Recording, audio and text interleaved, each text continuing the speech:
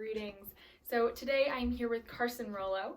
He has been studying philosophy for several years now, and it is currently his focus in university. So Carson, I just wanted to ask you, why was philosophy such an interesting subject? Why did you want to focus on it? Well, I was first introduced to philosophy by my teacher, Miss Armstrong. And she showed me that not every question has a definite answer. Very interesting. I love that aspect of philosophy as well. Okay, we can go on to the first question. That sound okay? Perfect. Perfect. Okay, so can beauty be found in everything, and what is beauty? Well, firstly, we need to understand what is beauty. And in short, beauty can be anything from the color of the sunset to the feeling and love a dog gives its owner. It is also my opinion that beauty can be found in everything, and it is up to the individuals that make up our world to decide what they find beautiful. For I may not think a certain art piece is beautiful, but someone else may resonate and find a deeper meaning with that art. Interesting. I like that perspective. Now, in context with a book that I'm currently studying, Sophie's World, great philosophical read, love it. There's a quote in there that says, "Fairy tales are the opposite of philosophy." And I just wanted to dissect that a little bit in my effort to understand it better. Now, to me, fairy tales are supposed to be these fictional, perfect, idealistic stories, but at the core, they're simply beautiful and pretty, right?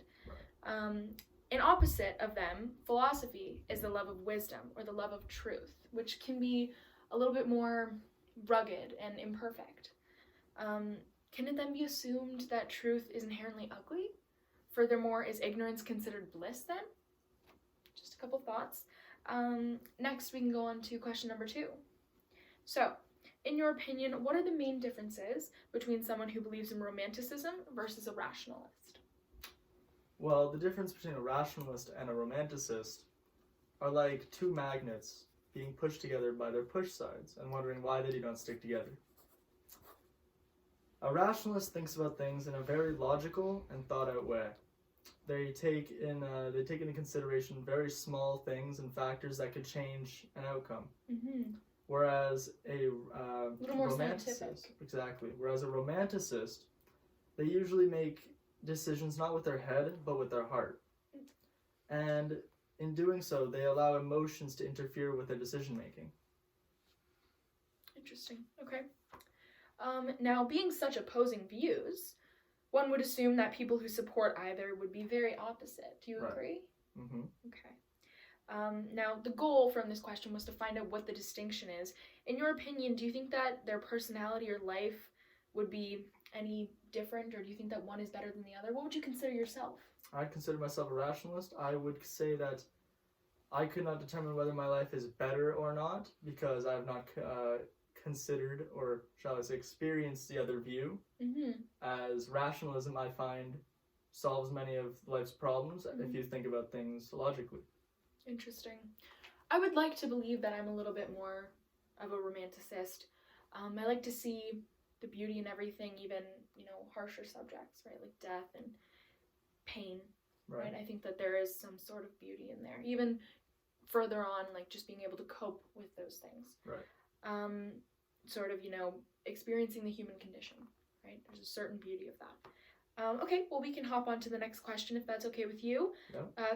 Question number 3. Why do you think romanticism was so powerfully embraced during the Enlightenment? And why was it an attractive belief in that time? Well, the Enlightenment was a period where the idea of reason was the primary source of legitimacy and authority.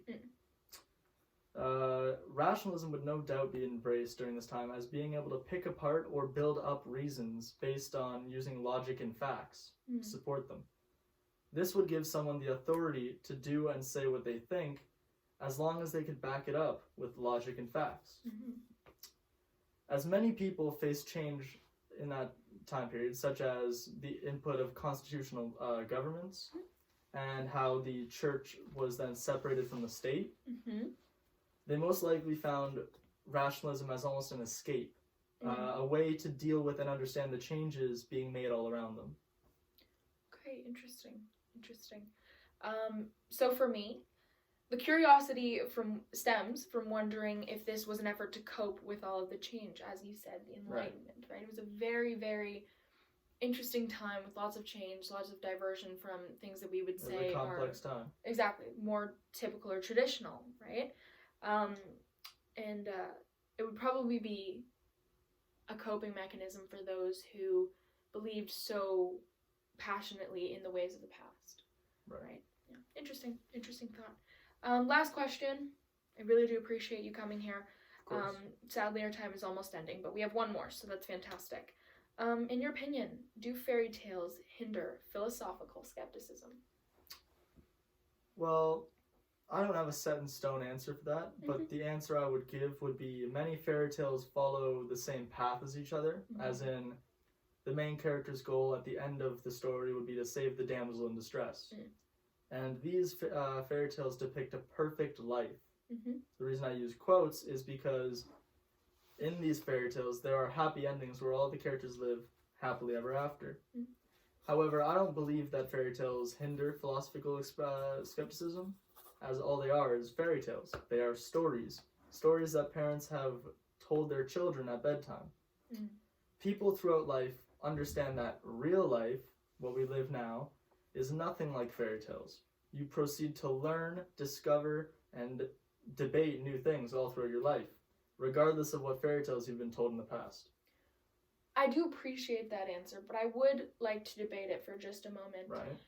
You say that people part from this image of fairy tales, this perfect, reoccurring prince, reoccurring princess, these reoccurring archetypes.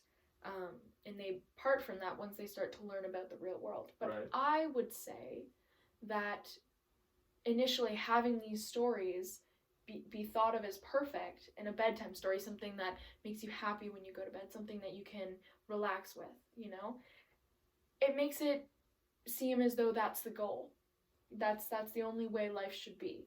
Right. So, I don't know, that was just interesting. And I would say that it does hinder skepticism in some sort of way by showing people that there's only one way to live, and then not being able to part from that idea of perfection as you grow up, even because, as you said, you see these different parts of life and you grow and you understand them and stuff like that, but the difficult parts in life don't really happen in fairy tales, so it's hard to see them. Real life is brutal.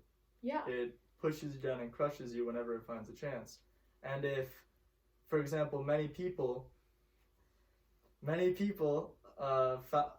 can't even dream about the life lived in fairy tales. They come from poverty.